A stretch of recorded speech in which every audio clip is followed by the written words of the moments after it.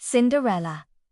A tale with a twist. Once upon a time, in a land filled with sparkling castles and grand ballrooms, there lived a kind and gentle girl named Cinderella. She lived with her stepmother and two stepsisters, who were cruel and unkind to her. Cinderella did all the chores in the house, sweeping the floors, scrubbing the pots, and preparing meals, while her stepsisters lounged around, too busy to lift a finger. Despite her hardships, Cinderella remained kind-hearted and dreamed of a better life. Her favorite moments were when she would sit by the fireplace, gazing out the window at the stars, imagining herself dancing in a grand ballroom, surrounded by laughter and happiness. One day, a royal proclamation arrived at the house. The king was hosting a grand ball at the palace to find a wife for his son, the prince. Every young woman in the kingdom was invited. Cinderella's stepsisters were ecstatic, planning their gowns and practicing their dances. But Cinderella was left behind, as her stepmother told her she was too dirty and too poor to attend. With a heavy heart,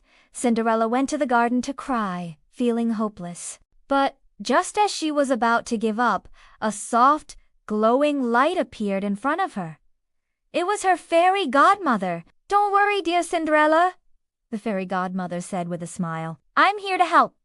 You shall go to the ball." With a flick of her wand, the fairy godmother transformed Cinderella's rags into a beautiful gown made of sparkling silver and blue, and her old shoes into glass slippers that shimmered with every step. She also turned a pumpkin into a magnificent carriage and mice into horses, with a coachman and footman to guide her on her way. "You must return before midnight," the fairy godmother warned, "for at the stroke of 12, the magic will fade and everything will return to normal." Cinderella agreed and, with a grateful heart, climbed into the carriage and made her way to the palace. When she arrived, all eyes were on her, and the prince, who had been waiting for someone special, immediately asked her to dance. They danced the night away, and Cinderella felt happier than she ever had in her life. But as the clock struck midnight, Cinderella's heart raced. She hurried out of the ballroom, running down the palace stairs, accidentally leaving behind one of her glass slippers. The prince picked up the slipper,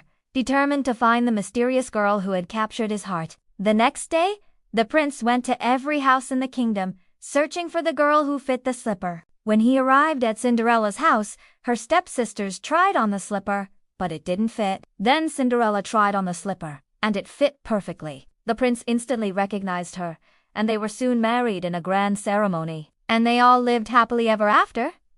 Or did they? The twist.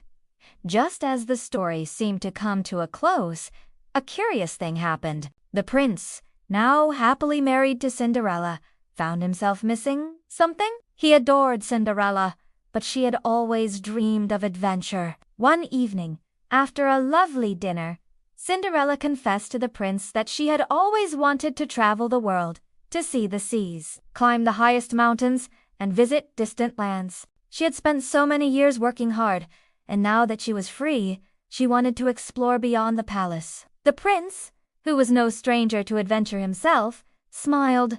"Why not? We can see the world together." So, instead of staying in the castle, Cinderella and the prince embarked on a journey around the world. They sailed on ships, trekked through jungles, and danced in foreign lands, making memories and discovering new places. And they didn't just live happily ever after, they lived happily and adventurously ever after.